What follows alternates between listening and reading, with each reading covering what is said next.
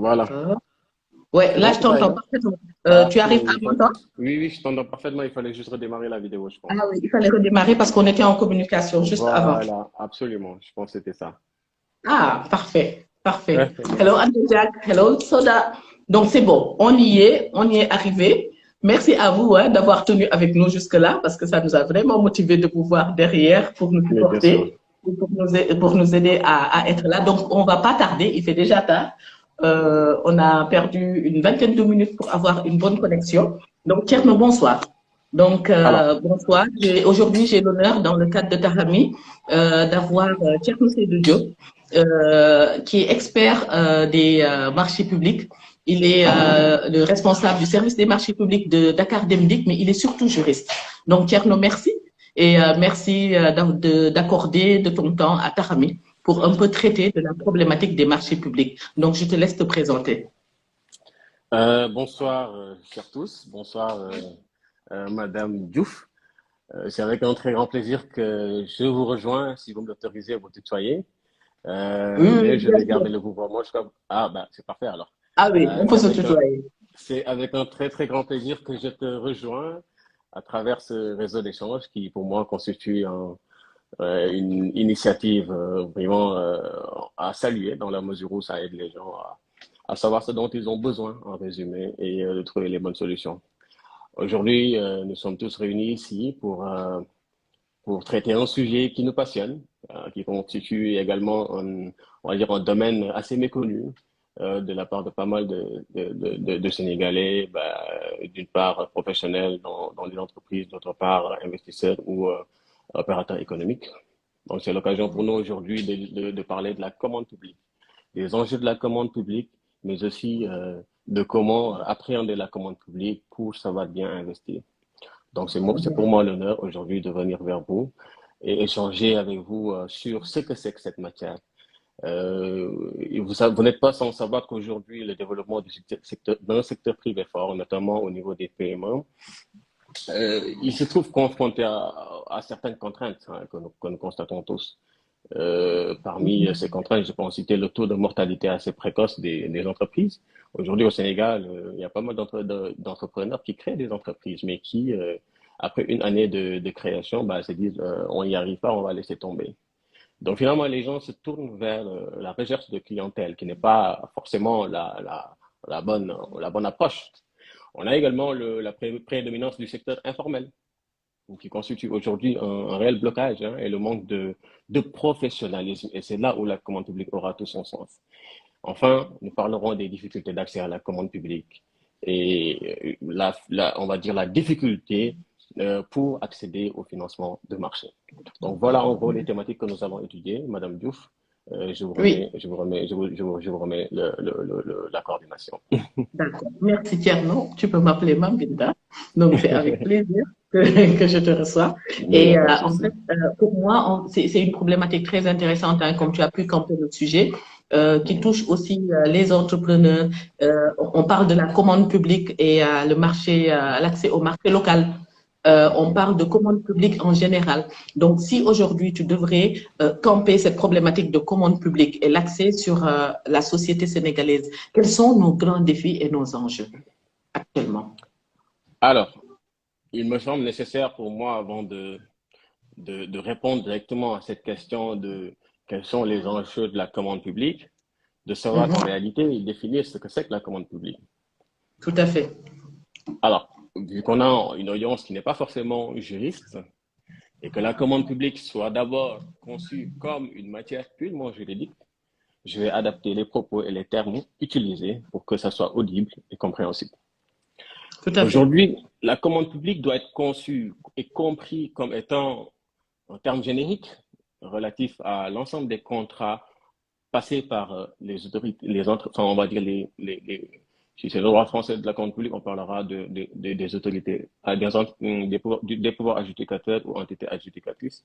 Au Sénégal, on a utilisé Mhm. la terminologie classique d'autorité contractante, qui Mhm. peuvent être des opérateurs publics comme des opérateurs privés, en vue de satisfaire leurs besoins en vue de satisfaire leurs besoins en travaux, fournitures, services et des fois en prestations intellectuelles. Ce qui veut dire Mhm. tout simplement que c'est une notion très large qui englobe plusieurs formes de contrats. Au départ, on parlait de marché public comme étant un contrat conclu à titre onéreux Si, par si des on le commandes. voit, c'est l'ensemble des commandes que Mhm, passent, pour être des fois un peu plus terre à terre, c'est l'ensemble des mhm. commandes que passent toutes les structures en fait, qui existent, entreprises, États et autres, et où il y a des entreprises qui sont appelées pour mise en concurrence, c'est ça?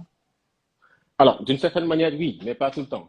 Parce que Ok. aujourd'hui, la commande publique, c'est assez spécifique, hein, parce que pour parler de commande publique, il faut déjà identifier la personne qui lance le marché. Alors, Mhm, en France, on aurait pu parler de commandes publiques avec des marchés publics et des marchés privés. Au Sénégal, on ne parlera mhm, que de marchés publics parce que tout simplement, c'est une autorité contractante, l'État ou ses démembrements, voire même les sociétés nationales, les autorités administratives indépendantes. mhm, Je prends l'exemple d'un ministère ou mhm, d'une direction générale ou également d'une autorité administrative indépendante comme étant la RTP, par exemple, ou la LMP. Ce sont des autorités administratives indépendantes. Eux, leurs commandes doivent systématiquement passer par les marchés publics. Parce qu'ils ont investi mhm, des missions de service public et ils gèrent les deniers publics. Et l'idée de la commande mhm, publique, c'est de mettre en place un système d'acquisition permettant de rationaliser les dépenses publiques. Donc, en somme, ces contrats-là qui sont passés par l'État central ou l'État mhm, déconcentré, voire l'État mhm, décentralisé, ce sont ceux-là qui sont soumis au code de la commande publique. mhm. Donc, on Mais parle de rationalisation des dépenses publiques. oui, ça on va dire, c'est un des objectifs que se fixe le droit de la commande publique en soi. Parce que l'idée, c'est quoi? C'est de Mhm, garantir d'abord la transparence par le biais de la liberté mhm, d'accès à la commande publique, l'égalité de traitement entre les candidats. À ce moment-là, si on garantit la liberté d'accès à la commande publique, ça voudrait dire tout simplement qu'il y a un esprit de transparence derrière. Et derrière cet esprit de transparence, on fera une égalité de traitement qui permettra à l'autorité contractante de gérer de manière efficace ses commandes et justement de satisfaire à ce qu'on appelle l'objectif de rationalisation des dépenses. Tu as dit Voilà. des choses très Par contre, intéressantes. aujourd'hui, moi, Rationalisation des dépenses publiques, transparentes, ouais, égalité de ouais, traitement. Donc, ouais, voilà. Et et maintenant, on va liberté voir d'accès à la commande qu'est-ce qui publique. se, voilà. Et qu'est-ce qui se passe en général? Comment ça se passe? Alors, Est-ce que c'est justement, facile de comment ça se respecter passe? tous ces aspects? Dans un premier temps, pardon? Je dis, est-ce que c'est Comment? facile de respecter la rationalisation des dépenses publiques, la transparence, l'égalité des traitements et la liberté? Oui, de toutes les façons, nous sommes obligés de respecter ces principes parce qu'en soi, ce sont les principes généraux de la commande publique. Oui. Aujourd'hui, la base de la commande publique, ce sont ces trois principes. Vous ne les respectez pas, bah, une entreprise qui s'estime lésée peut naturellement saisir, peut naturellement saisir le CRD de la LMP. Le CRD de la LMP, c'est l'organe qui se charge de recevoir les recours et les plaintes des entreprises qui s'estiment lésées dans un marché public. Et à ce Mhm, moment-là, le mhm, CRD va procéder à ce qu'on appelle une suspension de la procédure de possession et étudier au fond s'il y a ou mhm, non méconnaissance des règles de publicité et de mise en concurrence. mhm. Méconnaissance des règles de Oui, oui. publicité et de mise en concurrence. Et s'il y a Donc, méconnaissance respect des des règles, règles, sinon sanction. oui, respect des règles, sinon sanction. Et respect des règles, le juge du CRD, enfin pas le juge du CRD, mais l'autorité du CRD en soi, qui est un organe spécial, cette autorité-là Le va vérifier ce que... CRD, ça veut dire le CRD. Alors, le CRD, c'est le comité de règlement des différends, OK. qui est oui, qui est un organe spécial qui siège à Mhm. l'ARMP, qui appartient, OK. qui constitue un démembrement de l'ARMP. Qui est l'autorité de régulation des marchés publics Oui, l'autorité au de Sénégal. régulation des marchés publics. Maintenant, Mhm. le CLD aujourd'hui, on va dire, opère en contrôle sur la régularité de la procédure, en vérifiant si les règles de Mhm. mise en concurrence sont respectées, s'il n'y a pas une mauvaise Mhm. définition, s'il n'y a pas une mauvaise évaluation des offres, et à ce moment-là, Mhm. décide si oui ou non il y a lieu de suspendre la procédure et d'ordonner la reprise on va dire de l'évaluation, ou auquel cas, déboute l'entreprise qui s'estime lésée et demande la poursuite de la procédure.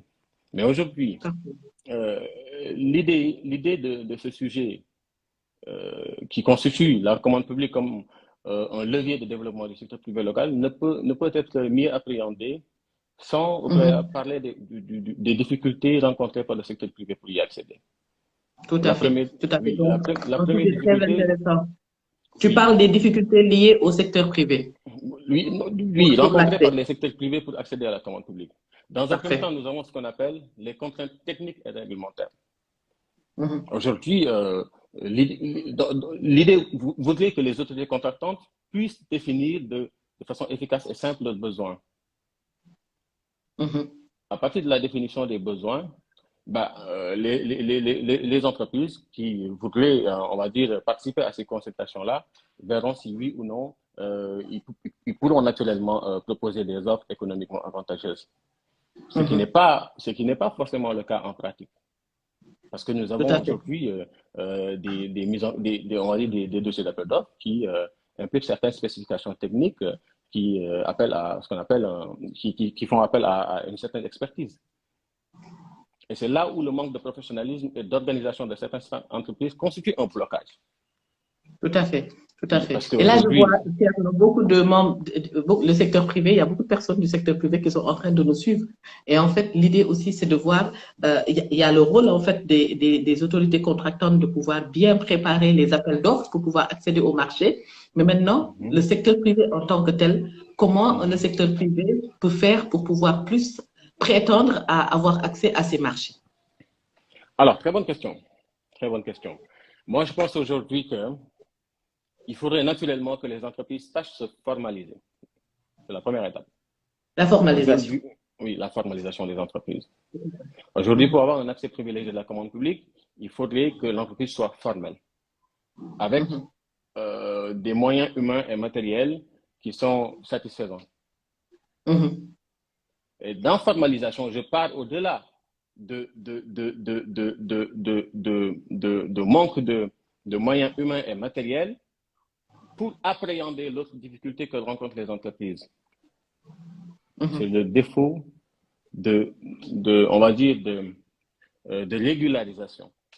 Les entreprises sont irrégulières pour l'essentiel au Sénégal. Parce que tout simplement, mhm, elles n'ont pas cette culture on dirait, de cotisation sociale et fiscale. Et l'article 44 du Code des marchés publics dit, pour que le mhm. marché soit légalement attribué, faut que l'autorité contractante s'assure que l'entreprise, le potentiel attributaire du marché, est au moins à satisfaire aux exigences socio-fiscaux. C'est-à-dire cotiser à l'IPRES, à la Caisse de sécurité sociale, au-delà d'avoir un INEA et un registre de commerce, parce qu'aujourd'hui, malheureusement, tous les jeunes entrepreneurs pensent que seul le NINEA et le RC suffit. Ce qui n'est pas forcément le cas. Parce que le NINEA et le RC, c'est deux documents qui ne servent pas à grand-chose si ce n'est pour identifier l'entreprise. Le Par RC, le contre, registre de commerce. Donc, le oui, le registre de NINEA et le commerce. registre de commerce. Qu'est-ce qu'il faut Oui, d'autre? il faut, au-delà de ces deux documents, euh, Mhm. avoir une attestation de non-faillite que le tribunal du commerce délivre, avoir Parfait. oui, l'attestation de la caisse de sécurité sociale, Mhm. l'attestation d'inspection du travail, Très bien. et oui, l'inspection du travail, caisse de sécurité sociale, l'IPRES, pour démontrer que Mhm. vous cotisez pour vos salariés, Mhm. et enfin, l'attestation de l'ARMP.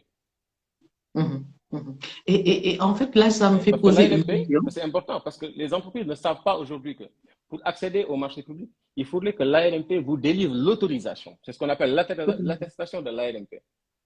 Mhm. Parce Mhm. que Mais là, j'ai une dans... question, Thierry. En fait, je Hum, suis en train de me dire, hum, est-ce que parce qu'en fait, il y a le secteur privé, ils vont chercher des marchés, et tu l'as si bien dit au début, ils ont le registre de commerce, ils ont le NINEA, ils croient qu'ils peuvent. Mais hum. parfois, est-ce qu'ils ont accès à l'information nécessaire? Et que Euh, devraient-ils faire pour pouvoir alors, avoir accès à tout ça? pour faire simple, aujourd'hui, les entreprises peut-être ne le savent pas, mais l'ARMP, l'autorité de régulation des marchés publics, a mis en place un site Internet. Et dans le site Mhm, Internet, il y a tous les documents de soumission. Et il y a également ce qu'on appelle le guide d'accès à la commande publique que mhm, toutes les entreprises peuvent se procurer gratuitement. Et dans ce guide, il mhm, est énuméré toutes les étapes de la passation d'un marché et des obligations que les entreprises doivent satisfaire.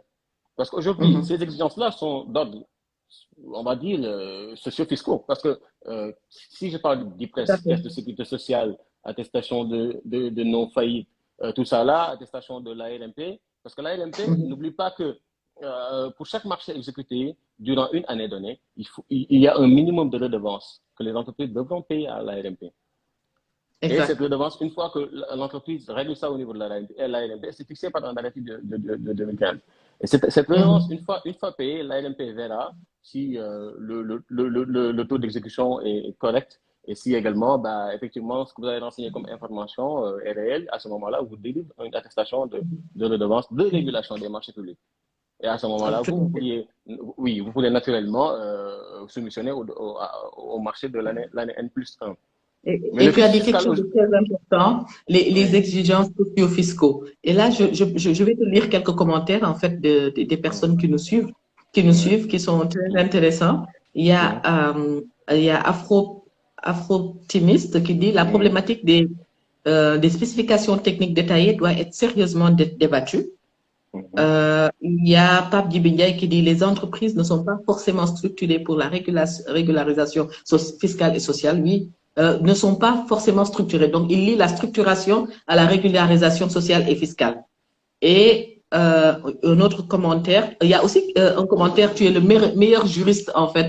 Quelqu'un dit que c'est le meilleur juriste des marchés publics. Donc nous, on a la chance, Tahami, aujourd'hui d'avoir l'un des meilleurs juristes des marchés publics, c'est notre chance. Et Pape Djibindiaï qui nous dit l'information doit être accessible à tous au moyen de la dématérialisation.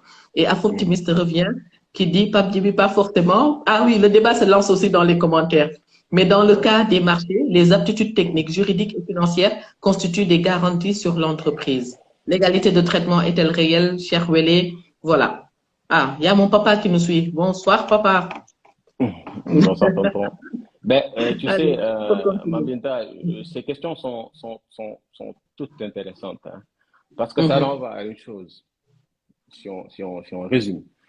Ça renvoie à qu'est-ce qui finalement pourrait être une bonne définition des besoins, comment les entreprises devraient se comporter pour avoir un accès privilégié de la commande publique, et quelles sont mhm, les conséquences d'un mauvais traitement des candidats. Ce tout sont à ces fait. questions-là qui sont en résumé posées ici. Si je prends Oui. la question de Abdou Salam, qui parle des spécifications techniques, c'est Mhm, une problématique interne et qui ne relève pas de la compétence des entreprises soumissionnaires. Attention, mhm, ce sont des mhm, problématiques d'ordre interne. Aujourd'hui, une entreprise structurée doit avoir une division ou une direction des achats. Et aujourd'hui, l'achat public est devenu un métier. On parlera d'acheteurs travaux, d'acheteurs fournitures, d'acheteurs prestations intellectuelles, d'acheteurs services. Et ce sont ces gens-là, compte tenu de leurs compétences, qui prépareront les dossiers d'appel d'offres, mhm, en mhm, définissant les dossiers d'appel d'offres en faisant référence à des spécifications techniques bien précises. mhm, Et à ce moment-là, si on a un dossier qui est très bien préparé, on aura forcément une consultation enfin, une consultation réussie, dans la mesure où beaucoup d'entreprises auront à répondre à nos appels d'offres. Donc là, Abdou Salam, la problématique des spécifications techniques, elle est aujourd'hui réelle. Si je prends l'acquisition, je prends un marché qui pose problème aujourd'hui, c'est l'acquisition de consommables informatiques, de mhm. matériel informatique. Aujourd'hui, vous n'êtes pas sans savoir que les spécifications techniques sont faciles à identifier pour acquérir un ordinateur, acquérir un scanner, acquérir par exemple, je ne sais pas moi, des photocopieurs. Mais, elle est beaucoup plus difficile si on veut définir les besoins d'une cartouche à imprimante. Mhm.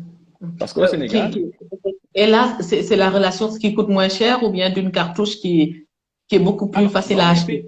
dans les pays développés, si je prends l'exemple de la France, Mhm, dans les directions, aujourd'hui, la France, depuis l'ordonnance du 23 juillet 2015, alors je suis suivi par Papa Djibindiaye et, euh, et BEFA, bah, qui ont pratiqué le droit européen de la commande publique et qui savent ce que je dis.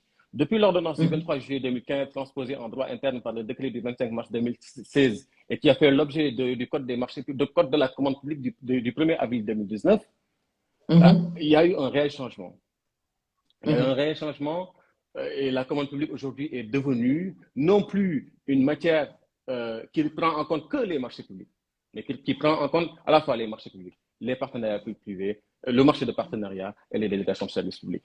Ce qui fait que dans la structuration de ces entités administratives-là, nous avons dans chaque autorité contractante une direction des achats et des marchés publics, ou une direction de la commande publique, où il y a en interne une division des achats et une cellule des marchés.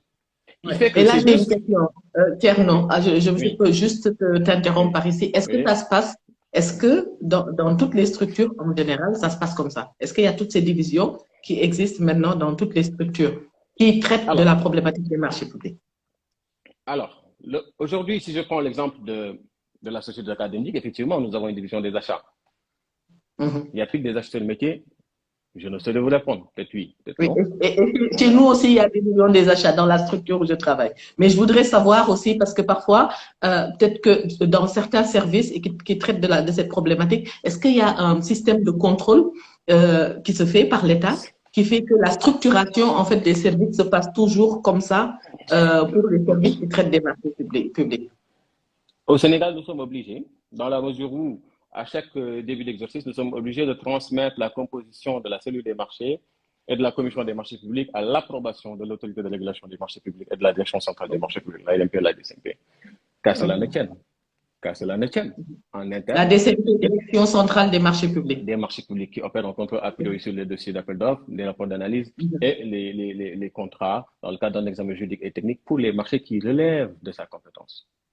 Tout à fait. Et les marchés qui relèvent de sa compétence sont les marchés qui présentent une certaine complexité, donc les procédures dérogatoires, entente directe, marché de clientèle, marché à bon de commande, et les marchés qui sont au-deçà du seuil permettant, on va dire, de compétence de la cellule des marchés publics. Parce que si le marché n'atteint pas un certain seuil, c'est la cellule des marchés publics qui reste compétente et qui joue le rôle de la DCMP locale. Et la DCMP locale, en résumé, pour ceux qui ne savent pas, elle joue le rôle de contrôle a priori. Contrôle a priori, donne des avis. Ça veut dire? Les avis sont des avis conformes. Par contre, ça veut dire le contrôle a priori, techniquement, comment ça se passe? Alors, justement, ça revient à la bonne définition des besoins. Après avoir défini les besoins, on transmet dans le cadre des marchés qui relèvent du seuil de compétence de la DCMP. Après avoir défini les besoins et que la cellule des marchés repasse derrière pour voir si les clauses alimentaires sont bien insérées et que le dossier est bon, on transmet à la DCMP dans le cadre d'une demande d'avis sur le dossier. La DCMP évalue le dossier, l'analyse au fond et donne des observations. À partir de ce moment-là, nous retournons le dossier. S'il y a lieu de corriger, la DCMP émet des réserves et donne des recommandations. À partir de ces recommandations-là, que nous, en tant qu'autorité contractante, nous allons nous conformer pour corriger le dossier d'appel d'offres et le rendre objectif. Tout à fait. Maintenant, après avoir obtenu l'avis de non-objection de la DCMP, on lance le marché. On lance le marché, on respecte les délais de publication, autrement dit les délais de candidature. À l'expiration des délais de publication, les entreprises soumissionnaires nous transmettent leur offre. On ouvre les plis. On convoque la commission des marchés, on ouvre les plis. Après avoir ouvert les plis, on dresse un PV de constat des montants proposés et du contenu de chaque offre, sans aller dans les détails, dans la mesure où... L'offre financière à ce moment-là. Voilà, absolument. Mais offre technique, offre financière dans le cadre des marchés de prestations intellectuelles. Et là, c'est là où le droit français de la commande publique est très en avance sur nous. Dans la mesure où, en France, par exemple, les critères de notation ne sont plus le seul critère unique du prix. Aujourd'hui, on prend les critères du prix, de la valeur technique et récemment, d'après la réforme du 1er avril 2022, qui reprend une bonne partie des dispositions de la loi climat-résilience, les critères environnementaux et les plans de vigilance sont... J'aimerais bien que tu reviennes aussi sur cet aspect de moins disant, mieux disant, qui est souvent utilisé, et sur les subtilités, en fait, de cette appellation. Là, j'en viens. Et je trouve que c'est très nécessaire et très pertinent de faire une comparaison des deux réglementations pour démontrer, en fait, les domaines dans lesquels nous devions malheureusement évoluer et pour lesquels nous ne sommes pas toujours en mesure d'apporter une plus-value.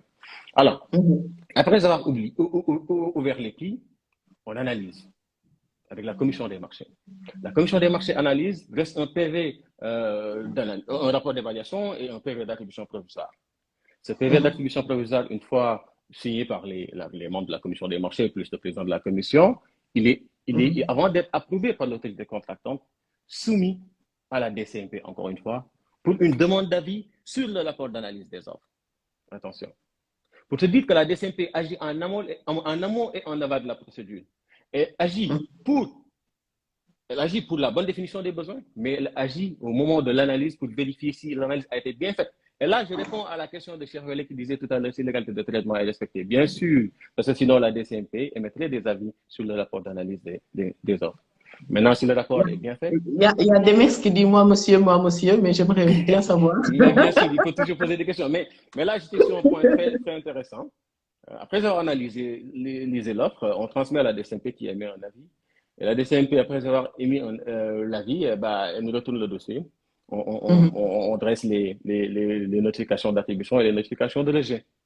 Tout à fait. Et cette étape est importante parce que ces entreprises, à ce moment-là, il faut informer les entreprises des motifs de retenue et de non-retenue de leur offre. Et ensuite, publier l'avis d'attribution provisoire, attendre les délais de suspension. La DCMP n'interviendra après avoir respecté le délai de standstill, c'est-à-dire le délai de suspension de 11 jours, pour voir s'il n'y a pas d'entreprise qui vous saisiront d'une demande en contestation ou, autrement dit, d'une demande pour justifier les motifs de rejet de leur offre. À ce moment-là, nous, s'il n'y a rien, on prépare le contrat, on fait appel aux autorités habilitées à signer, l'autorité contractante signe, l'entreprise titulaire signe, on soumet à nouveau à la DCMP pour l'examen juridique et technique du contrat. Vous voyez aujourd'hui que la DCMP joue un rôle exceptionnel dans le cadre de la gestion des marchés. En amont et en aval. Voilà. Et maintenant, s'il y a recours dans ce délai de 10 jours, il doit y avoir un recours administratif préalable obligatoire, c'est-à-dire le recours. C'est un recours où l'entreprise saisit l'autorité contractante pour lui demander de justifier les motifs de rejet de son offre. L'autorité contractante va répondre avec des moyens de droit fondés, factuels. À ce moment-là, si l'entreprise est convaincue, tant mieux, auquel cas, elle saisit la DCMP, l'ARMP, le CRD de l'ARMP, dont je parlais tout à l'heure, d'un recours suspensif. Et là, je vois que tu as bien, mis en exergue toute la problématique de comment doit se passer en fait la procédure d'accès au marché. Donc, la procédure d'accès au marché, comment ça doit se passer? La procédure de passation, plutôt. C'est ça, de passation des marchés. Maintenant, cette procédure est très claire et il arrive maintenant à nos entreprises sénégalaises de rencontrer ces difficultés. Quelles sont ces difficultés en général? Tu as parlé de la formalisation tout à l'heure. Tu as parlé de comment ils élaborent les offres, des aspects techniques qui manquent. Mais quelles sont les propositions de solutions des fois, ou bien les propositions techniques de solutions qui peuvent aussi être pour ces entreprises qui sont soumises au marché public? Oui, mais tout à l'heure, je t'ai entendu parler de la bonne définition du caractère moyen disant. Il me semble que tu avais une question dessus, n'est-ce pas? Oui, en général, on dit mieux disant, moins disant. Alors, est-ce que je vais répondre à cette question? Oui. Ça rejoint un peu ce que tu dis. Alors, aujourd'hui, moins 10 ans et mieux 10 ans, il y a une différence. On parle de moins 10 ans que quand le prix est le seul critère d'analyse de l'offre. On retient le prix le moins 10 ans, mais qualifié et conforme. C'est ce que l'article 70 du Code des marchés publics dit. Que l'autorité contractante attribue le marché à l'entreprise qui propose l'offre la moins 10 ans, conforme et qualifiée. Pour moi, ça ne suffit pas. Pour moi, ça ne suffit pas. Une offre peut être conforme et qualifiée et ne pas être pertinente. Oui. Parce que le caractère moins 10 ans. C'est là que vient le mieux 10 ans. Et c'est là où je viens. Parce que le caractère moins 10 ans de l'offre, souvent, emporte le phénomène des offres anormalement basses. C'est-à-dire que Tata Aïda ou que Issa ou Lamine veuillent accéder à un marché public et disent, attends, il va falloir que je propose, je sais que les ordinateurs, ça coûte 400 000, je vais proposer 200 000 histoire de gagner le marché. Et après, je vais. Finalement, il va gagner le marché, certes, parce qu'il est moins 10 ans. Il va être conforme parce qu'il a répondu conformément au dossier d'appel d'offres. Il est qualifié parce qu'il a répondu, on va dire, il est en règle avec les administrations socio-fiscales. Donc, finalement, jusqu'où on analyse la pertinence de l'offre? On analysera la pertinence de l'offre que si on quitte ce caractère moins disant conforme qualifié et aller vers ce qu'on appelle l'offre économiquement la plus avantageuse, qui veut dire l'offre mieux disant. Parce que l'offre Oui. mieux disant. Économiquement la plus avantageuse, c'est aussi Oui. pour l'entreprise, en fait, qui va avoir ce matériel. Non, Finalement. l'offre mieux disant. Oui, on parlera du mieux disant que quand le critère de notation n'est pas seulement le prix, mais la valeur technique de l'offre et le prix. Et dans la valeur technique de l'offre, on parlera de pondération et de hiérarchisation des critères. Et dans la pondération et la hiérarchisation des critères, il y aura pour chaque... et là, il faut bien définir ses besoins, parce qu'il va falloir caler les critères de notation selon les exigences techniques de ton offre.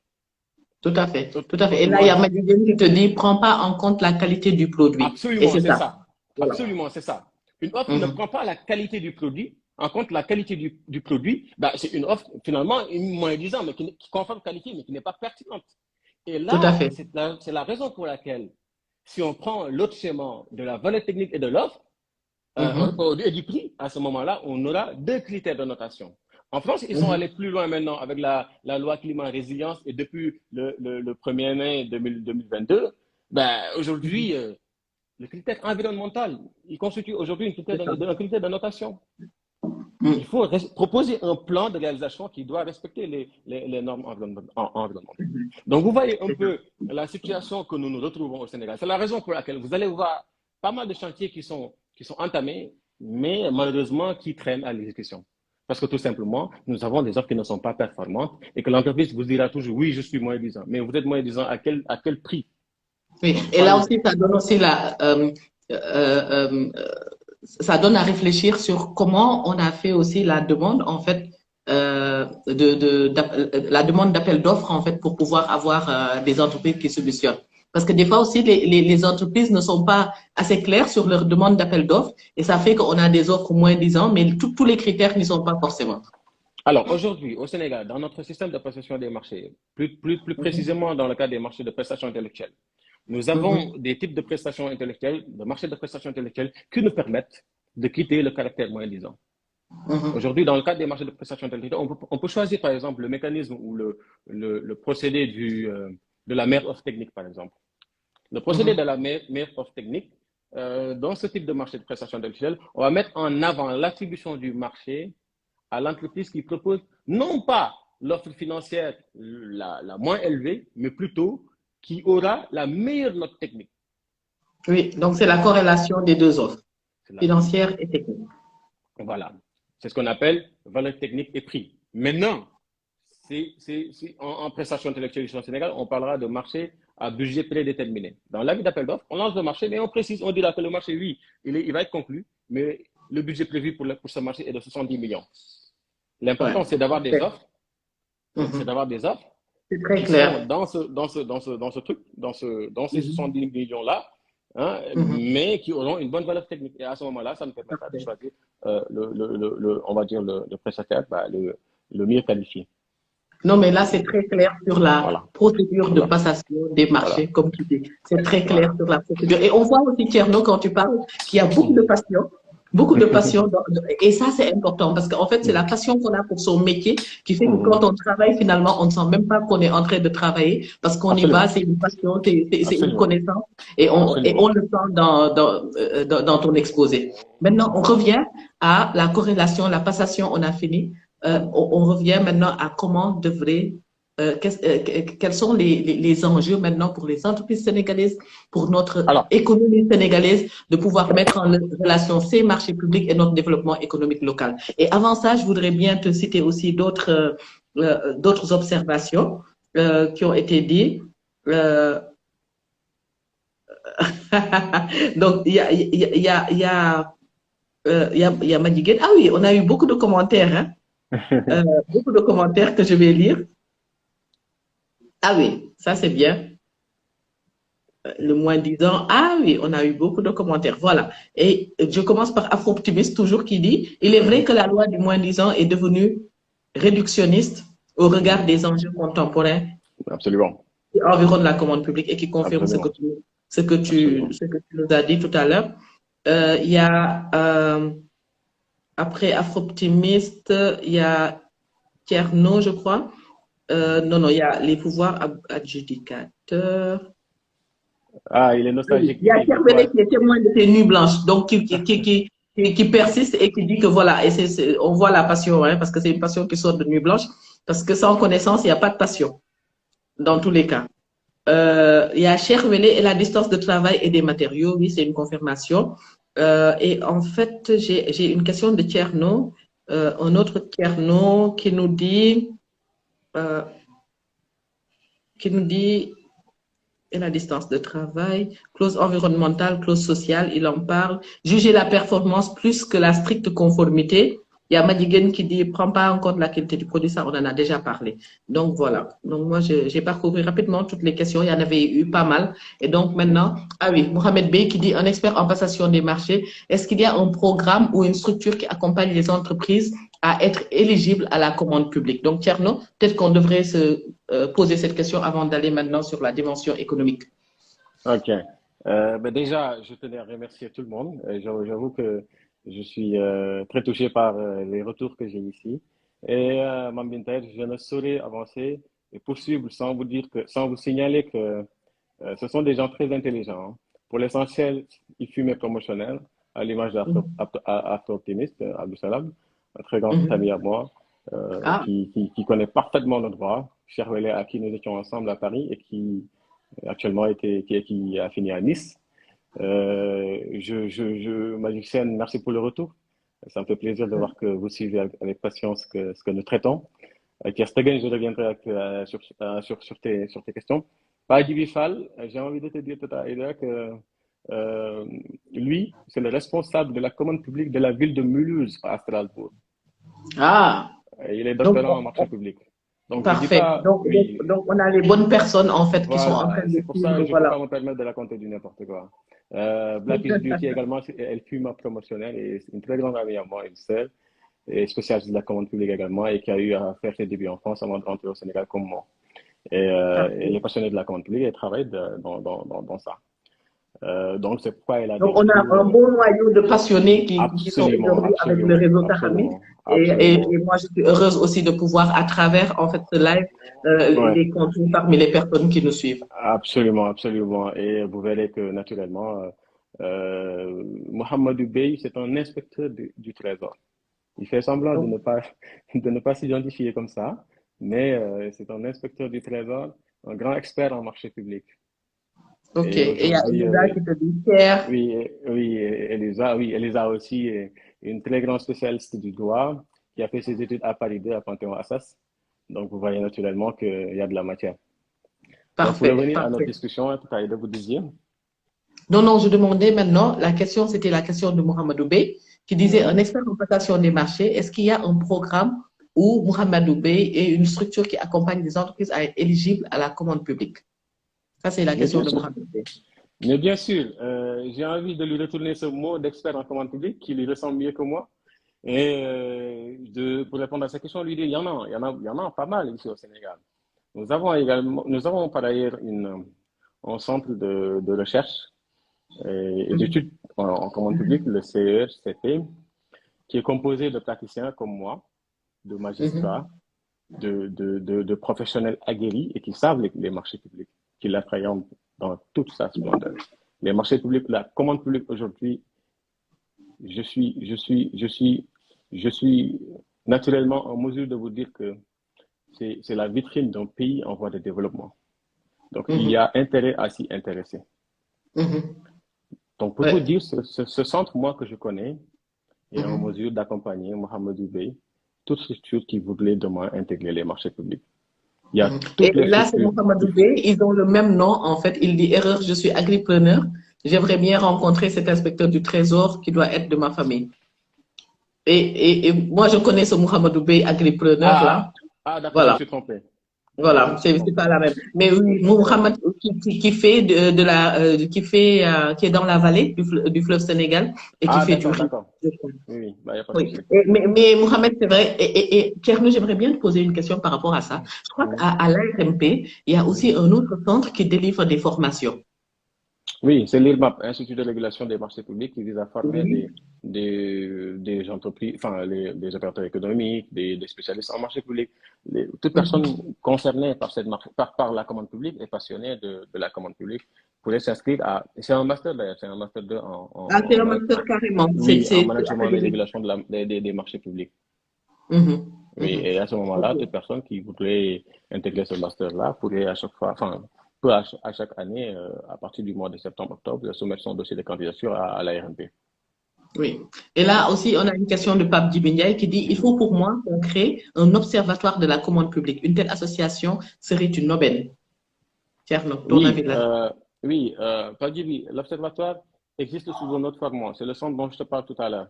Je me plairais bien de t'y intégrer parce que vous verrez naturellement qu'il y a toutes sortes de compétences. Je vous disais tout à l'heure que nous avions dans ce centre des magistrats, des professionnels de la commande publique, des juges d'instruction et des régulateurs qui sont, pour l'essentiel, qui résident au Sénégal. Et, et il y en a d'autres membres également qui sont dans la sous-région et un peu partout en Guadeloupe. Mhm. Mhm. Donc, Et maintenant, Thierno, j'aimerais bien qu'on revienne aux entrepreneurs, à la commande absolument, publique qui est là, à absolument. nos entreprises. Bon, on a parlé de la formalisation, hein, là, et on est dans un secteur privé qui est en majorité informel. Hein, plus Mhm. de 80% hein, de notre secteur est informel. Et donc, comment avoir accès aujourd'hui au marché public pour ces Euh, entreprises? Comment devraient-ils mieux se préparer pour avoir accès et comment en fait notre pays pourrait mieux se développer à travers cet accès au marché public? mais merci beaucoup, Mme Binta, pour... Les deux, Aïda, Mam Binta ouais, Aïda. ouais. Mais merci beaucoup de m'avoir posé cette question. Moi, je pense aujourd'hui que c'est là où mon intervention aura son sens, si je peux le Mhm. dire ainsi, parce qu'il faudrait, derrière les difficultés, proposer des solutions. Tout Moi, à fait. pour les solutions, j'ai des propositions d'ordre technique comme début de solution. Je ne dirais pas comme solution, mais comme début de solution. Tout à fait. La Et qui première sont très proposition, intéressants pour les entrepreneurs qui nous suivent oui, aussi. oui, Mhm. effectivement, s'ils nous écoutent avec, Venant d'un praticien. voilà, s'ils nous écoutent attentivement, ils verront ce que je dis. Si on parvient à ériger l'allotissement en principe comme ça se fait en France, on aura un meilleur accès à la commande publique pour nos très petites entreprises, pour nos petites entreprises et nos petites et moyennes entreprises. C'est quoi Mhm. l'allotissement?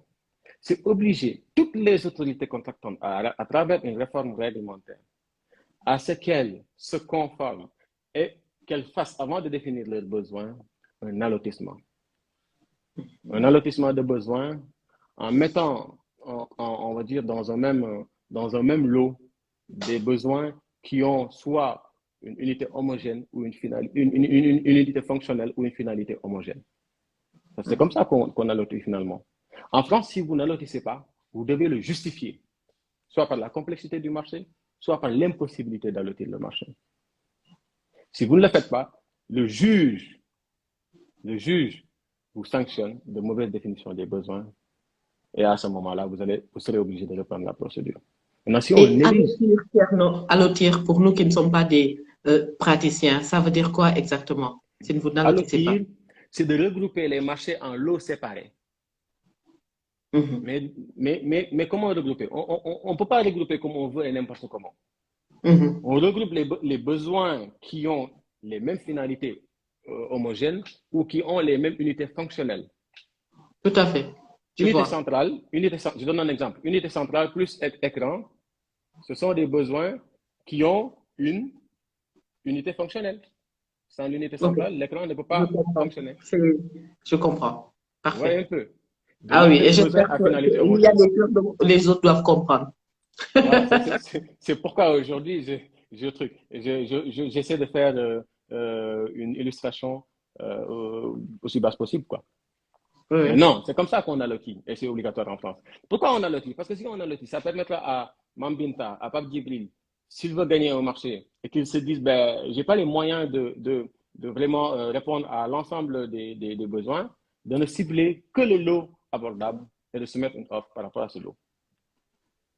Mais attention, allotir ne veut pas dire fractionner. Oui. On Parce que parle le beaucoup de fractionnement des fractionnement. marchés constitue une violation pénale. Oui, oui. Et, Oui, oui. et ça Et là, serait moi, comme je une vois chose. les services admin finance dans la structure où je travaille qui nous interpellent. Il ne faut pas fractionner. Il faut voir Absolument, comment faire. Oui, oui. absolument. Le fractionnement du marché peut avoir Mhm, plusieurs conséquences, hein. Si c'est en France, mhm. ça pourrait aboutir à une requalification du contrat. Et Pourquoi est-ce pour que une complexe tous les illustration, mots juristes? Thierno, comment Hmm? fractionner, par exemple? Donne un exemple de fractionnement de marché, Alors, comme comment tu as pu donner. fractionner?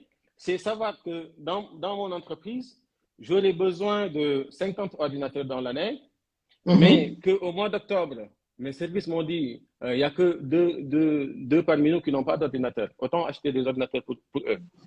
Au lieu de définir de manière assez précise et de façon globale nos besoins, pour lancer un mhm, appel d'offres, si le marché dépasse mhm, un certain seuil en fonction de la définition du besoin, parce que si c'est en France, pour bien définir le besoin, la réglementation plutôt incite les autorités contractantes à procéder à ce qu'on appelle le sourcing ou le oui, benchmarking. tout Le à fait. sourcing, le sourcing, c'est une pratique permettant de saisir Mameda, de voir comment pour acquérir un ordinateur, comment elle a pu faire pour s'en sortir. Le benchmarking, Mhm, c'est le fait de lorgner d'autres pratiques et de voir leur pertinence, les évaluer à leur tout à juste fait. valeur. Et à ce moment-là, on aura une idée des conséquences de la procédure de consultation qu'on va entreprendre. Mhm, mhm. Et vous verrez qu'aujourd'hui, si on parvient à bien définir le besoin, ben on est certain que le marché sera en appel d'offres ou une DRP restreinte.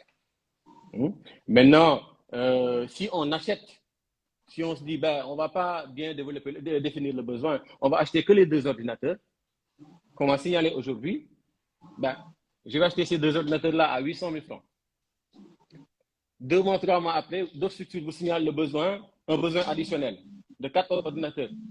Vous achetez les 4 autres à 10 millions, ainsi de suite, ainsi de suite. À l'issue de l'exercice, les auditeurs viendront certainement dans le cadre d'un contrôle indépendant et verront Mhm, que vous avez acheté courant on va dire, dans l'année N, 5 mhm. ordinateurs portables qui sont évalués au total à 35 millions et que ces 35 millions-là ne relèvent pas plutôt du seuil de la cotation, mais du seuil de la demande de renseignement et de prix en compétition restreinte. Donc, Oui, et vous par avez biais fait de exprès, saucissonnage, il a raison. voilà, Saucissonnage. vous avez saucissonné vos besoins, mais ce saucissonnage-là, à l'instant T où vous le faites, ben, ne vous sera pas reproché. Mais à l'issue Tout de à chaque fait. exercice, vous serez audité et les auditeurs verront naturellement que vous avez mal défini votre besoin. Et ça dénote d'un défaut de planification surtout. Mhm. C'est pourquoi il est important dans chaque structure d'avoir un service de planification. Tout à fait. Voilà. Y compris Donc, la planification, en fait, des achats, des besoins voilà, absolument, pour la toute structure. planification. Ouais, ouais, Donc, c'est ça l'allotissement en fait. Si on a l'outil, ça permettra aux petites et moyennes entreprises de cibler les marchés qui peuvent être exécutés en fonction de leur situation financière et de s'y lancer. La deuxième mhm. proposition, c'est de prohiber les marchés non allotis en fourniture et en services simples. Parce que d'habitude, on va dire, tendance à constater, nous, dans notre pratique, que les marchés de fourniture ne relèvent pas d'une certaine complexité. Mhm. Il suffit juste d'acheter et de le vendre. Autant allotir afin de permettre aux PME d'avoir des parts de marché. Tout à Donc, fait. oui, c'est aujourd'hui, moi, je pense, une proposition que je voudrais mettre sur la table. L'autre Mhm. proposition, c'est inciter les entreprises à se constituer en groupement. C'est très important.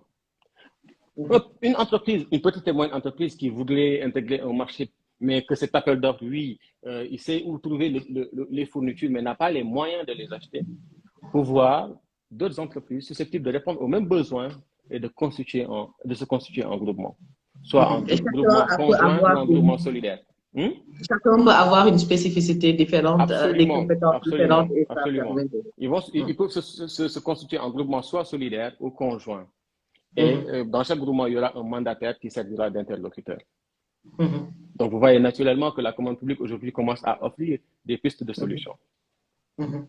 Aujourd'hui, si on parvient à procéder ainsi, L'avantage du groupement, c'est que on va remporter des parts de marché, on va exécuter des marchés qui n'étaient pas forcément dans nos cordes, mais l'autre avantage, c'est qu'on aura ce qu'on appelle une capitalisation d'expérience.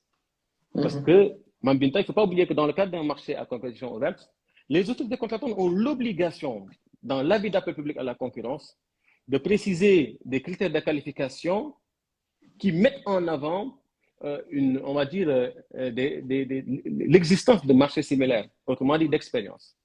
Les expériences démontrant que cette entreprise a une fois au moins réalisé un marché similaire. Maintenant, si on demande un marché similaire de taille et de nature, on va dire identique, ou même proche du besoin exprimé, si à côté, on a besoin d'acheter 5 imprimantes et que vous avez à exécuter dans le cadre d'un marché public 2 ou 3 imprimantes en groupement, vous capitalisez cette expérience.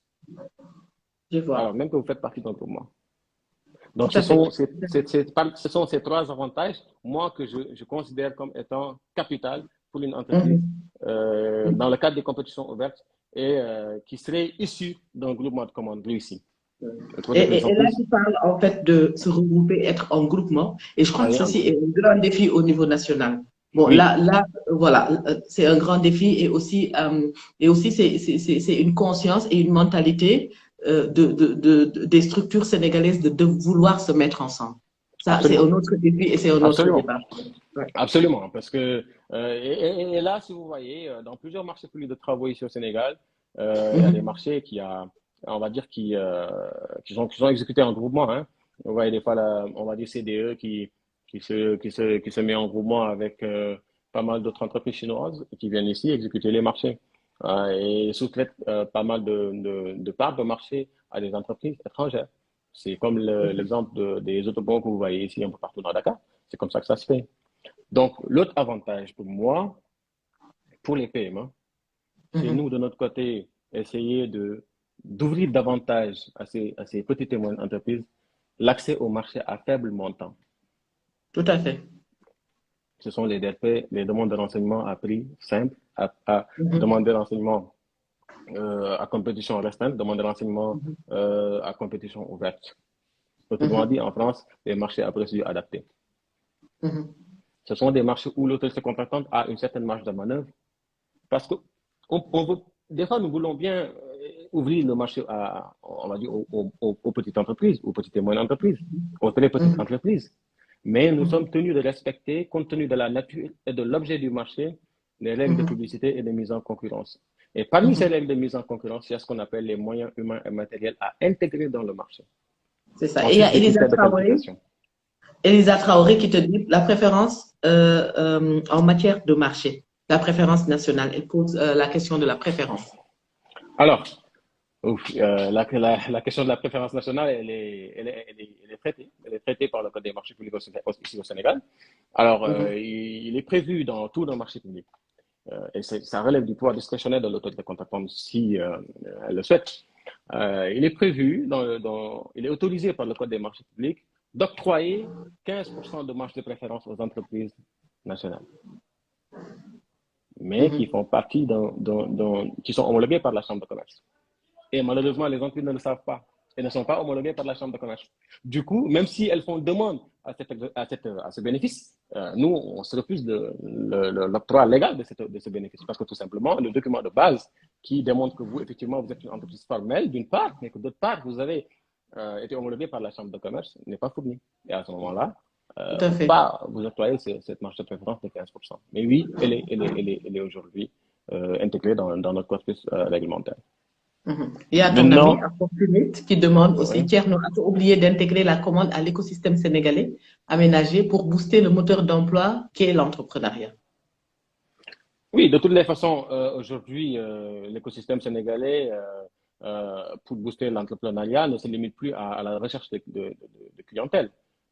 Aujourd'hui, il faut quitter carrément ce paradigme de oui, je vais vendre, mais il faut que j'expose mon produit et que les gens, on va dire, décident si oui ou non ça leur plaît ou pas. Donc finalement, la recherche de clientèle fait que tout le monde fait la même chose et les moyens de vente ne sont pas diversifiés, alors qu'il en existe. Aujourd'hui, Tout à fait. je prends une entreprise comme Neoli qui est dans l'habillement moderne, tradit moderne, qui Mhm. fait ce qu'on appelle on va dire, euh, qui coud des habits de manière générale. Donc, Mhm. Mhm. si des entreprises comme Neoli, par exemple, se disent, ouais, bon, nous, c'est bon, on a des machines, on a les machines qu'il faut. Nous avons des structures qui sont là. Des structures comme, je sais pas moi, d'académique ou l'administration centrale, les Mhm. ministères, les directions, qui emploient des main-d'œuvre. Parce qu'il y en a des main-d'œuvre. Alors, ces personnes, ces main-d'œuvre-là ou ces agents de sécurité ont forcément besoin de tenue. Tout à D'académique, fait. nous, les conducteurs, ont forcément besoin de tenue. Mhm. Maintenant, une aérolique qui fait un chiffre d'affaires annuel de, on va dire, 10 millions, 15 millions, compte tenu des ventes qu'elle fait. Si elle avait su que dans le cadre d'une compétition ouverte pour l'acquisition de tenues de travail pour le personnel d'une administration, elle pourrait, en intégrant un groupement de commandes, accéder Mhm. à un marché qui tournerait aux alentours de 400 millions de francs CFA et que la marge du bénéficiaire peut être Mhm. évaluée à 25%, je suis sûr et certain qu'elle aurait changé de fusil d'épaule. Oui, mais en fait, là, il y a la passion, il y a les aspirations liées aussi au besoin d'accéder à plus de ressources. Donc là, c'est un autre débat hyper complexe. D'accord, mais il y a des mécanismes qui sont là. Les Oui. institutions financières aujourd'hui sont disponibles et sont là pour accompagner les entreprises. Et Madame Mambinta, vous n'êtes pas sans savoir aujourd'hui que nous, dans nos consultations, on est tellement prêt à accompagner les entreprises que dans chaque dossier d'appel d'offres, on met ipso facto que l'entreprise titulaire du marché bénéficiera d'une avance de démarrage de 20%. Mhm. Aujourd'hui, vous gagnez un marché de 400 millions, je vous donne une avance de démarrage de 20%, c'est 80 millions.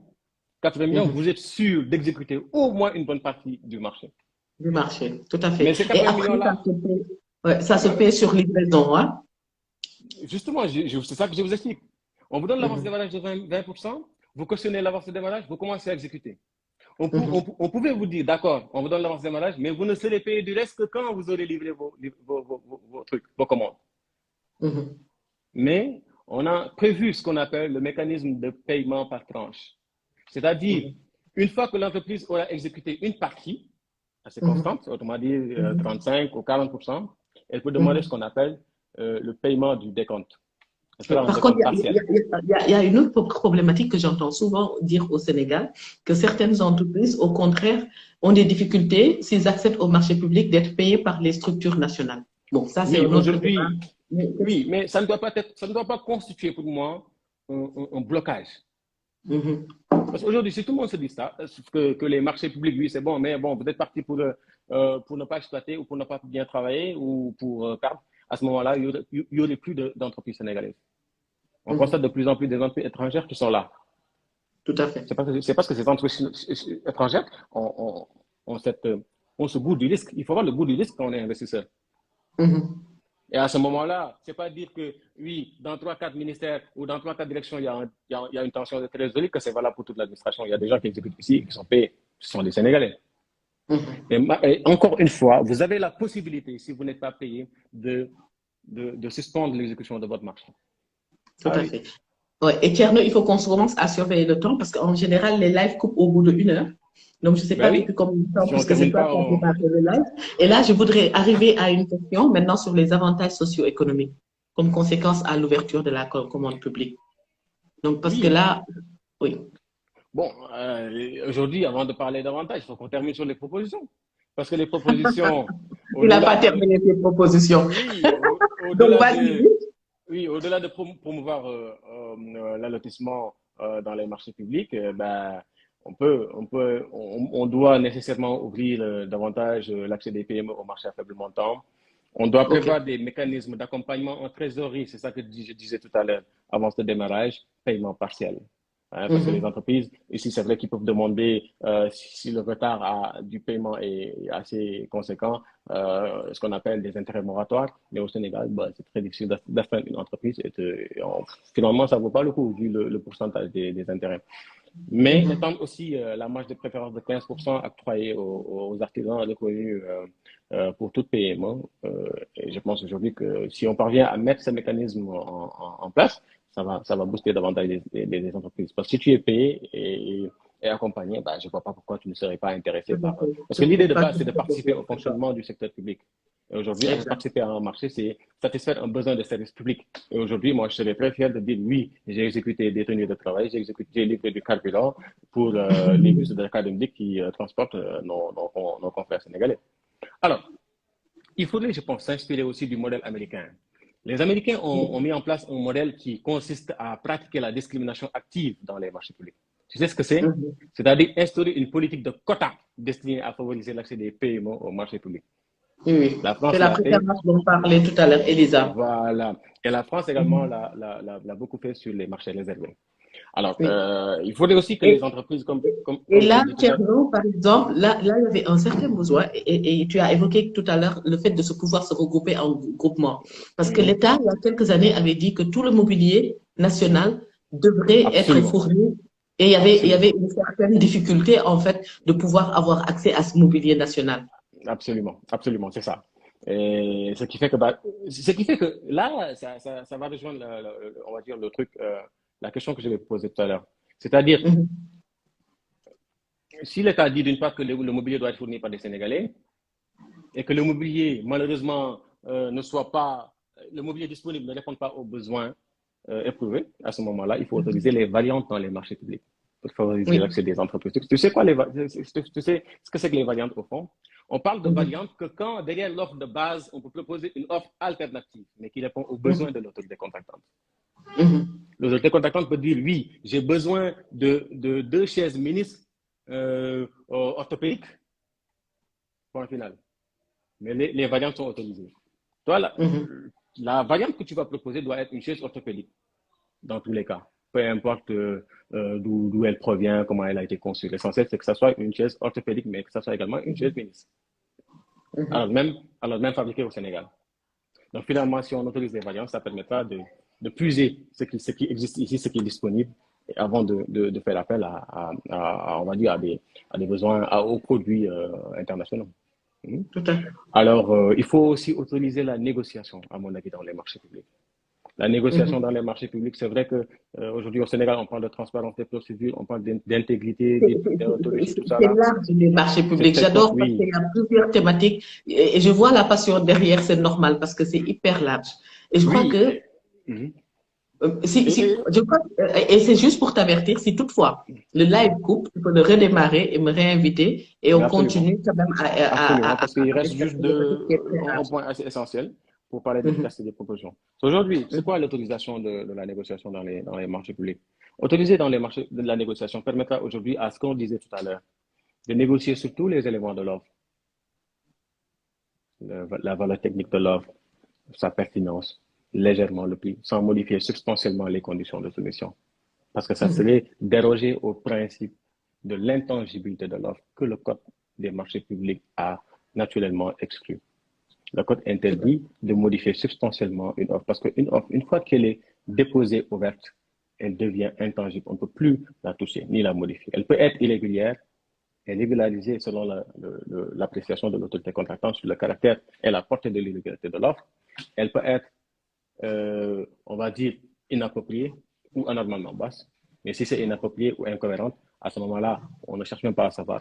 On élimine l'offre. Si c'est anormalement basse, on vous demandera, vous, Aïda, de justifier pourquoi la chaise qu'on a éprouvé le besoin et que les autres ont dit que ça coûte 400 000, vous avez dit que vous pouvez nous la vendre à 25 000. Le critère de comparaison par rapport aux autres offres concurrentes n'est pas le seul critère retenu et n'est même pas le critère idéal. Il faudrait que les autorités contractantes en interne, c'est pourquoi l'expertise en termes d'acheteurs publics doit être mise en exergue, dans la mesure où ce sont ces acheteurs-là qui devront, à l'analyse des offres, mettre en place ce qu'on appelle des formules mathématiques permettant de détecter les offres anormalement basses et de demander à ces entreprises de justifier la teneur de leur offre.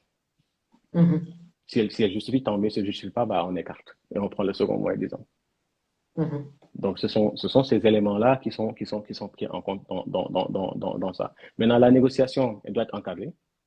Ça j'en doute pas. Mais on pourrait épouser également la méthode européenne, où la négociation est très, très bien encadrée parce qu'il faut que ça soit une négociation transparente, une négociation qui informe Mhm. tous les candidats à la même date et les mêmes Mhm. critères de négociation retenus. S'inspirer Alors, et aussi adapter au contexte local. oui, absolument.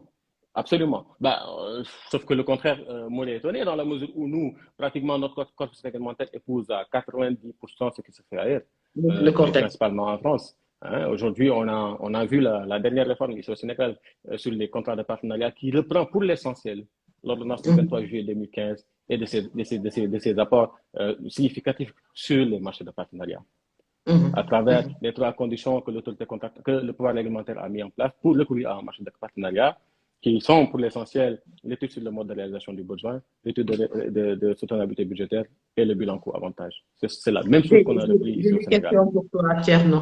J'ai quelques Oui, questions. Donc, oui, je ne sais pas oui, si ce point-là, il est déjà élagué pour qu'on oui. puisse passer aux questions. Oui.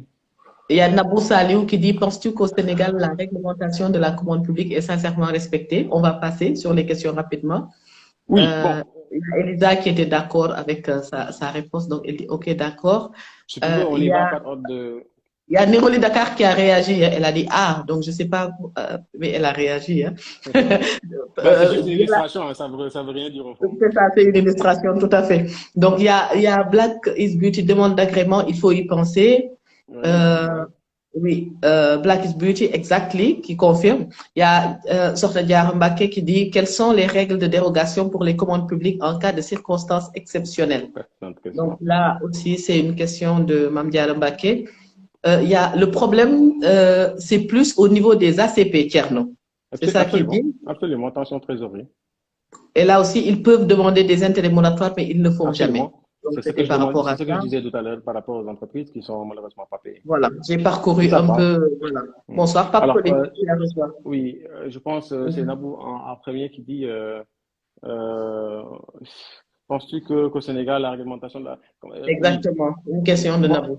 oui, il suffit de consulter les rapports de l'autorité de régulation des marchés publics, qui sont des rapports annuels, et des Mhm. revues indépendantes sur la conformité des procédures que les cabinets indépendants font.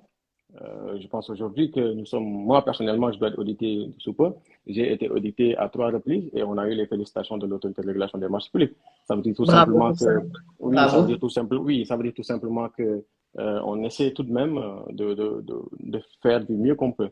Elle est respectée Mhm. pour moi globalement, dans la mesure où les mécanismes de contrôle sont là, a priori et a posteriori. A priori, la DCNP joue pleinement son rôle dans l'appui et le conseil. Mhm. Mhm. Et bah, si elle n'est pas respectée, vous voyez naturellement que le CLD de l'ARMP a tendance à faire reprendre aux autorités contractantes l'analyse des offres.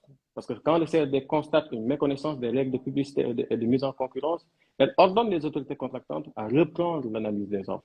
Elle le fait très Mhm. souvent. Il suffit de consulter le site de l'ARMP et d'aller sur l'onglet CLD. Vous verrez toutes les décisions rendues par le CLD qui constitue un organe indépendant des marchés Mhm. publics. Alors, je vais vous faire part de ma proposition pour contribuer davantage à la transparence des procédures. Le meilleur procédé pour garantir la transparence des procédures, c'est de mettre en œuvre et de façon effective la dématérialisation des procédures de passation des marchés publics. Une fois qu'on Mhm. aura un profil acheteur comme ce que ça fait un peu partout, principalement en France depuis l'ordonnance 23 juillet 2015, bah, à ce moment-là, qu'est-ce qu'on aura? On aura un profil acheteur. On ne pourra rien modifier. Il y aura date de modification Mhm. si on essaie de faire des choses. On ne pourra plus Mhm. faire des petites subtilités. C'est la dématérialisation qui, aujourd'hui, pour moi, reste la seule et unique solution. Tout ce qu'on aura fait de côté, à côté, bah, pourrait être mal perçu. Hein. La preuve, vous allez dans les autorités de régulation, ARTP par exemple, bah, toutes les transactions sont dématérialisées. Et ils sont très Tout en à avance fait. sur les autres. Je prends l'exemple de l'ARTP et de la SAED. Ils ont les deux cellules marché, les deux meilleures cellules de marché au Sénégal parce ils ont anticipé sur la dématérialisation. Ils ont Mhm. anticipé sur la dématérialisation. Aujourd'hui, alors même que le profil acheteur n'existe pas, ben, ils ont tout de même mis en place des mécanismes permettant de scanner Tu as tous les parlé de documents la ou les SAED scanner. et de De l'ARTP, l'ARTP. Autorité de OK. régulation de télécommunications des postes. Oui. Voilà. Ouais. Et on a Donc voilà, des membres de oui, l'ARTP avec nous. voilà. Donc c'est ça en fait. Et il faut dématérialiser à tout point de vue, non pas seulement sur les marchés, Tout pour à fait. garantir davantage l'efficacité de la commande publique et la transparence dans la gestion des deniers publics. Maintenant, pour terminer, Je vais te tirer vers les associations, les avantages socio-économiques. C'est hyper voilà, c'est pour important. ça. Et j'y suis d'ailleurs. Parce que tout ce qu'on a proposé ici comme solution aura de sens que si les entreprises comprennent déjà ce qu'on veut dire par là et s'y conforment. Excusez-moi. C'est pourquoi moi je dis l'obligation elle est faite aux entreprises, à vous, entrepreneurs qui nous suivent, de vous formaliser. Formalisez-vous afin d'être en règle avec les administrations socio-fiscales. C'est la première solution. La deuxième, c'est de vous constituer en groupement et d'éviter les ententes illicites entre candidats. C'est-à-dire vous constituer en groupement pour proposer des offres anormalement basses. C'est pas bien parce que finalement, vous aurez proposé des offres incohérentes sans rapport avec le marché, insusceptibles d'être exécutées correctement. Et finalement, vous serez exposé à des difficultés d'exécution. Pour certaines entreprises qui sont très au courant de la réglementation, bah, ils peuvent vous traduire devant l'ARMP qui n'hésitera pas à vous suspendre pour défaut d'exécution des marchés publics, qui constitue également un comportement délictuel. Parce que nous, ce qu'on achète, il ne faut pas oublier que les marchés publics comportent pour l'essentiel des urgences particulières. Aujourd'hui, à Dakar Dem Dik, toute consultation que je lance a un impact direct sur l'exploitation des autobus. Si je n'ai Tout à pas de fait. carburant, les bus ne vont pas circuler. Si je n'ai pas de pièces de rechange, les bus ne vont pas circuler, etc. etc. Si je n'ai pas de pneumatique, les bus ne vont pas circuler. Si je Mais n'ai pas de bravo, matériel. Thierno, aussi pour ce travail, parce qu'en fait, des fois, on ne voit pas les personnes derrière Mais oui, la c'est la machine, on partie voit que invisible de oui, l'iceberg. et cette partie-là, en fait, est très importante parce que c'est cette partie qui travaille pour rendre possible le quotidien de bon Absolument. nombre de Sénégalais. Et bravo pour ça. Alors, mais pour les conséquences d'ordre, merci beaucoup. Et pour les conséquences d'ordre socio-économique, euh, moi, je pense qu'aujourd'hui, en favorisant la participation des PME dans les marchés publics, nous, en tant qu'autorité contractante, pouvoir public, nous devons nous attendre à un accroissement avantageux, tant en prix qu'en qualité de la concurrence. Nous aurons des prix qui défieront toute concurrence.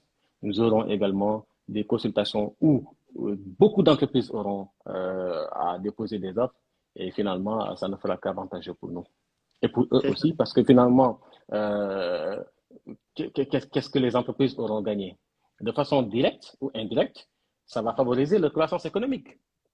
Parce que Mambinta, qui a 5 salariés, 6 salariés pour les pays, elle a besoin de chiffre d'affaires.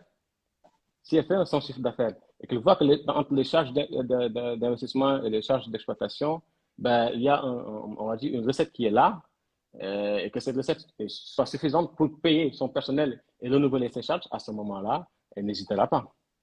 Mhm. Et donc, ce qui fera que ces entreprises auront de quoi fonctionner normalement, mais aussi pourront garder suffisamment de trésorerie pour s'agrandir, quitter, Tout à fait. quitter la formule très petite entreprise pour aller vers la petite et moyenne entreprise, la petite entreprise et aller vers la petite et moyenne entreprise afin d'être une grande entreprise.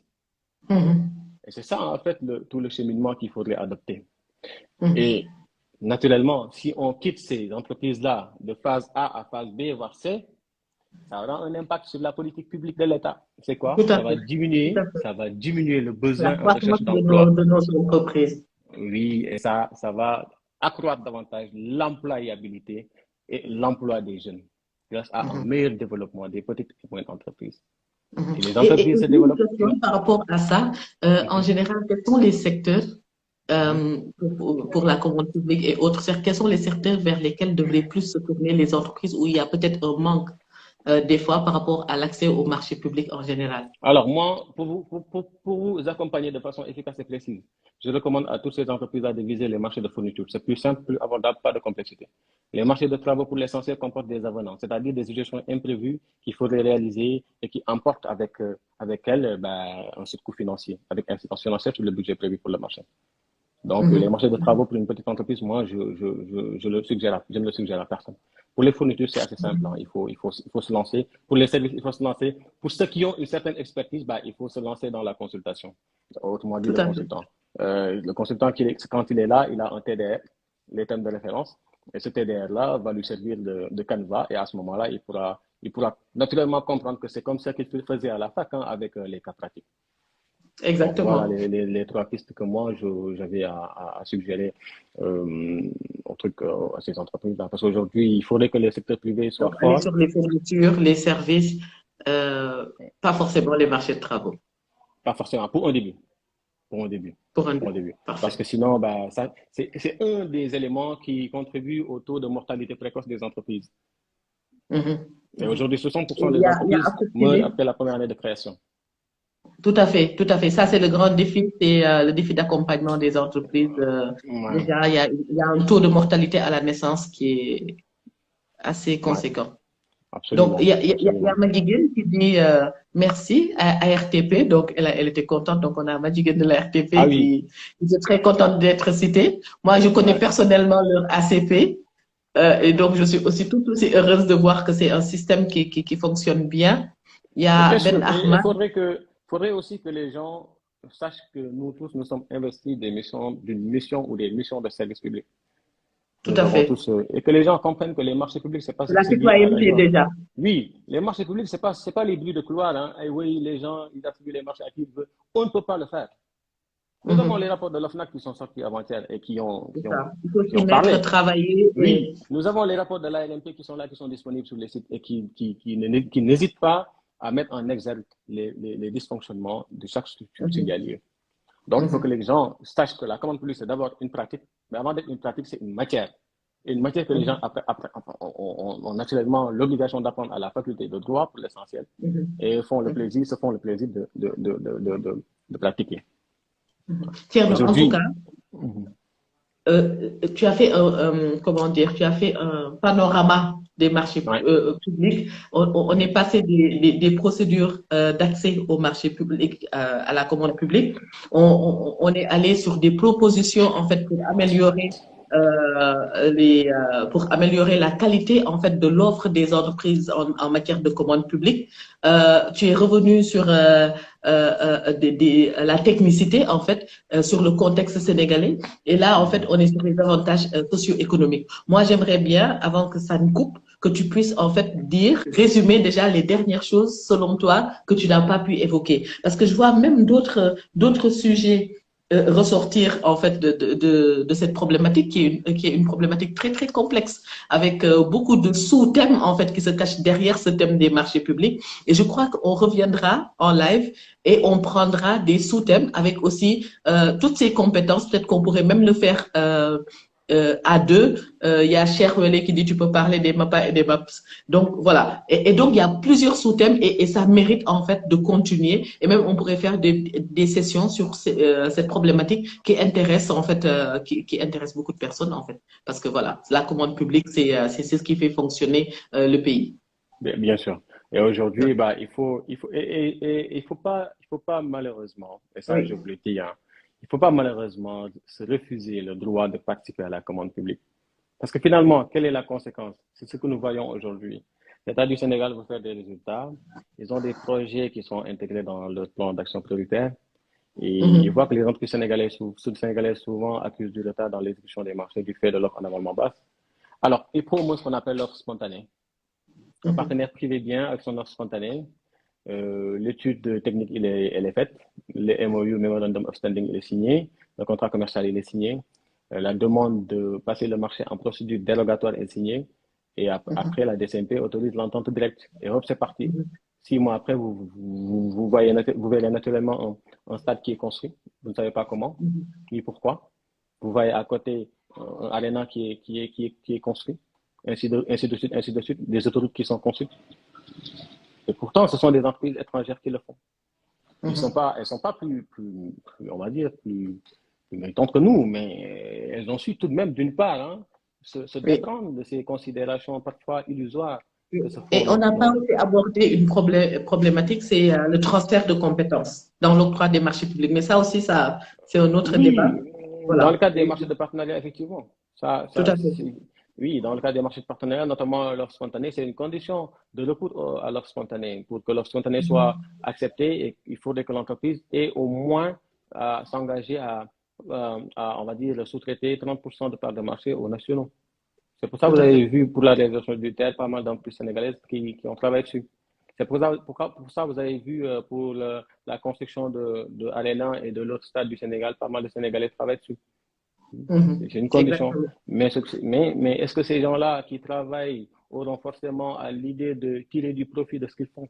Finalement, je suis un peu partagé. L'idée, c'est de quitter aujourd'hui l'illusion vers la perception. Moi, je peux citer, là, je peux citer un exemple de ma ville de Louga, de Feu El Hadji Djily, Oui. qui, quand il construisait le palais de Louga, il avait Mhm. pris des Marocains Mhm. qui avaient transféré leurs compétences en menuiserie à des jeunes Sénégalais.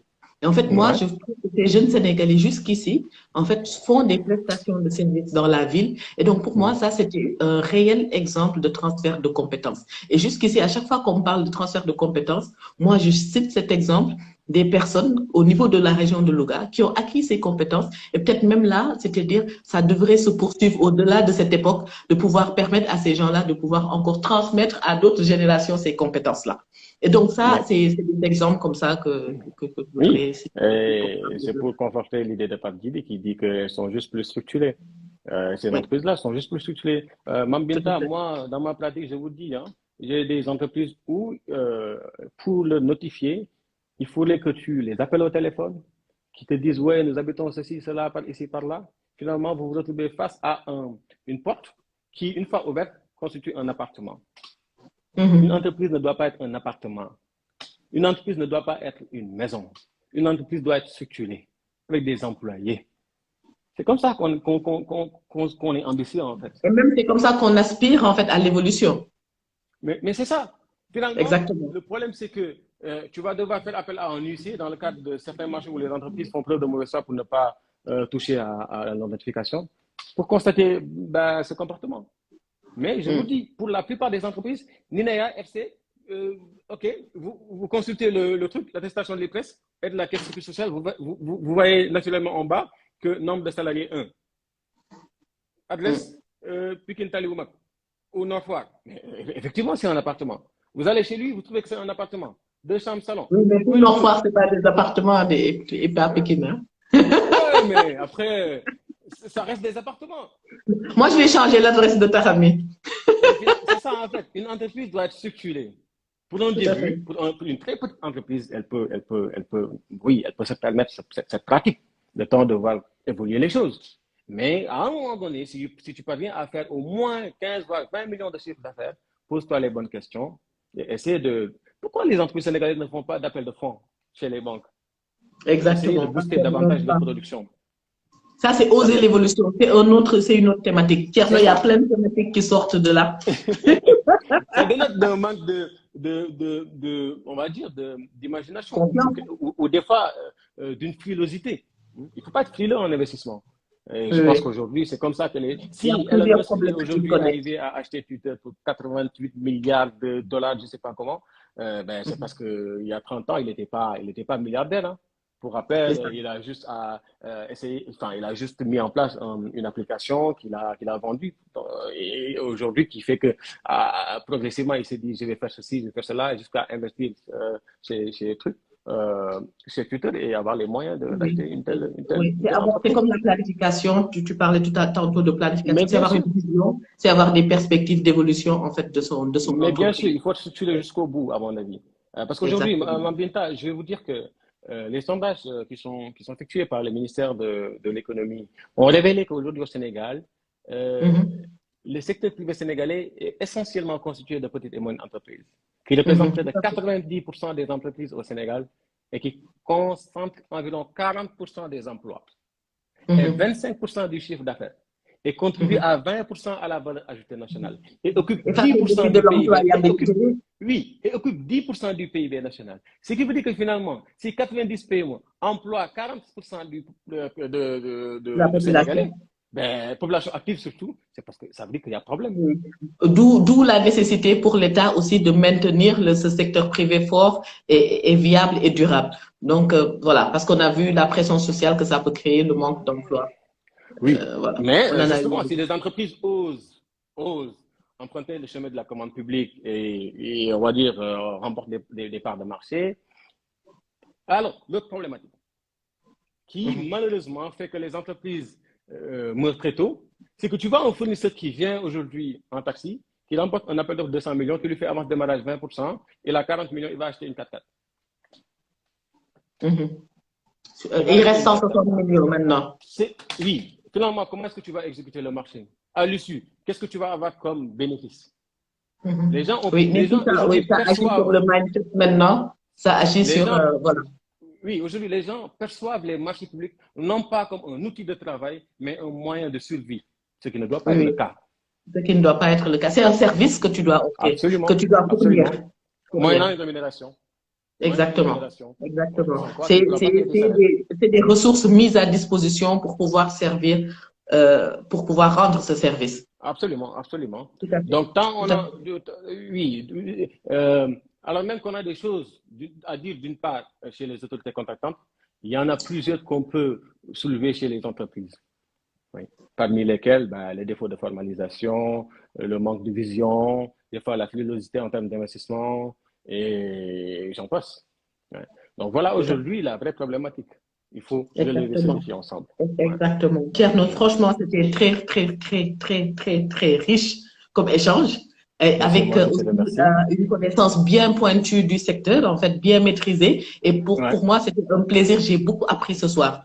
Énormément. Et que les personnes, en fait, qui nous suivent aussi ont beaucoup appris. Et c'est tout ça, l'idée du concept Tahami, c'est d'inviter des passionnés comme toi, d'inviter des personnes qui connaissent leur métier, qui aussi sont passionnés des choses utiles pour la société, de pouvoir venir échanger, débattre, donner du positif et aussi engager. Parce qu'il y a Black is Beauty qui dit, oui, on veut bien une partie d'eux. Et nous, en fait, dans ce réseau, c'est ça qu'on cherche. On cherche que les personnes qui ont des compétences dans des secteurs donnés, qui ont un savoir-faire dans un secteur donné, puissent mettre toute leur énergie dans ce qu'ils savent faire le mieux. Et donc, Tierno, on sait que, machallah, hein, ce que tu sais faire, tu le fais si bien, que Dieu te garde, qu'il te protège. Et comme disait une maman à moi, yal na la yàlla continuer may xel buy jëriñ, muy gën di jëriñ. Et voilà. Et il y a les personnes qui réclament une partie d'eux. Certainement, on aura une partie d'eux parce qu'il y a plusieurs problématiques. Mon cahier est plein, comme ça, que j'ai noté. Et on va continuer à débattre. Donc, je te laisse le dernier mot. Et en remerciant tous nos internautes qui ont été très actifs avec des questions, des commentaires. Et ça aussi, c'est ce qui nourrit le live. Mais absolument, Mambinta. Moi aussi, c'est un excellent moment, enfin, un excellent moment passé à tes côtés et à côté de l'ensemble, de l'assemblée qui nous a suivis tout au long. Aujourd'hui, j'ai envie de dire que j'ai éprouvé un énorme plaisir de partager une thématique assez passionnante avec des gens qui sont du milieu et qui nous ont suivis. Hein, parce que sinon, ça ne sert à rien, hein, le débat ne sera jamais animé. Donc, je le remercie pour la patience, mais pour également l'intérêt qu'ils ont montré. Merci Seydou. Tidou, lui aussi, un très grand passionné de droit, à qui on a fait chemin à Paris. C'est vrai que c'est un débat cognitif parce que les marchés publics, les gens disent que c'est on a senti la France, hein. On a senti la France et on a senti les études françaises, en fait, les études de... Mais c'est ça, parce qu'aujourd'hui, au Sénégal, Mambinta, malheureusement, il y a très peu de spécialisation en droit de la commande publique. Hein. Les universités sénégalaises, pour l'essentiel, ne l'apprennent pas. Bon, après, dernièrement, il y a l'UGB qui le fait, la FASEC qui le fait, la LMP qui le fait. Et le cabinet de M. Youssou Sarr également qui donne des masters en marché public. Et un homme également qui a beaucoup investi dessus et qui a posé les jalons de la commande publique aussi au Sénégal. Donc, pour revenir à notre sujet, oui, voilà, c'est ça. Donc, moi, pour juste camper le débat et conclure également, j'ai voulu, malheureusement et dommage, parler du contentieux de la commande publique qui intéresse énormément les juristes qui nous ont suivis et également les entreprises qui sont les opérateurs économiques qui sont là et qui, je suis sûr et certain, un jour s'ils soumissionnent à un marché. Oui, et s'ils soumissionnent à un marché public, qui se disent, attends, mais finalement, j'ai été lésé, comment est-ce que je dois réagir, qu'est-ce que je dois faire? Donc aujourd'hui, Mambinta, nous avons entamé notre débat sur la commande publique de manière générale et plus précisément les marchés publics, parce que c'est plus abordable, notamment pour les TPE-PME. Non, il nous faut une série sur les marchés publics. Aujourd'hui, je suis certain qu'on parlera demain de certains marchés publics spécifiques.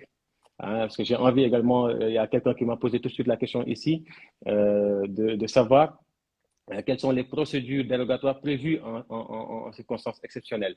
Si je demande plus haut, hein, si je Oui. demande plus haut, ça nous a échappé tout à l'heure. Oui, oui. Et aussi, il y a un qui, autre qui parlait de la DER. Et j'avais vu une question oui. aussi. Mais pour les Le règles de contentieux dérogation dans la prévues seconde par, partie. oui, en cas de Euh, circonstances oui. exceptionnelles, Et moi j'ai juste au envie de débat lui dire cognitif. que, oui, moi j'ai juste Merci envie de, Seydou pour le commentaire. Anta Dia qui est avec nous. Merci Anta. Et Khadi Rassoul, Black, entreprise individuelle la plupart du temps. Et on a parlé de la DER, j'avais la question. oui, Et donc tu vas essayer de la chercher le temps que je réponde à Diarra Baké. tout à fait. Rapidement. Mam Diarra, sur la question relative aux circonstances exceptionnelles, que ce soit au Sénégal comme en France, plus particulièrement au Sénégal, notre Code de la commande publique a prévu des procédures dérogatoires. C'est ce qu'on appelle les marchés par entente directe et les marchés on va dire, les marchés à procédure d'urgence. Les marchés par entente directe, c'est quand l'urgence est là, impérieuse, et présente ce qu'on appelle une certaine, on va dire, un cas de force majeure. Mais cas de force majeure, il faut que le cas de force majeure obéisse à trois conditions. Et que ces conditions, une fois réunies à ce moment-là, bah, rien ne s'oppose à ce qu'on demande l'autorisation de la DCMP de recourir à ce type de marché. Ces conditions sont pour l'essentiel l'extériorité. Il faut que le cas de force majeure soit extérieur à la volonté des parties. Il faut que ça soit imprévisible. Il faut que ça soit irrésistible. Et à ce moment-là, on saisit la DCMP, on met en avant ces motifs. Si on n'avait pas mis en place le décret relatif à l'exonération aux achats Covid du Code des marchés publics, on pourrait recourir à ce type de marché et facilement ça pourrait passer. Mais bref, c'est une politique publique, bah, on l'accepte comme elle se doit. Mais c'est une des procédures qui est prévue par le Code des marchés publics en cas d'urgence impérieuse. Donc, nous avons les marchés par contact texte. Nous avons également ce qu'on appelle